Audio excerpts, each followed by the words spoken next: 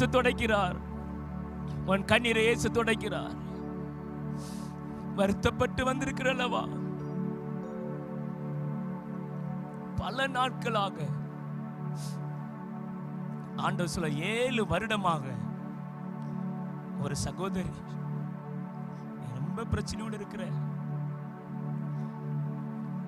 நீ சொல்ற ஒரு காரியம், ஆண்டவரே உங்க பாதத்தில் தானப்பா நான் வந்து நிற்கிறேன், ஏன் எனக்கு இந்த பிரச்சனை மாற மாட்டேங்குது,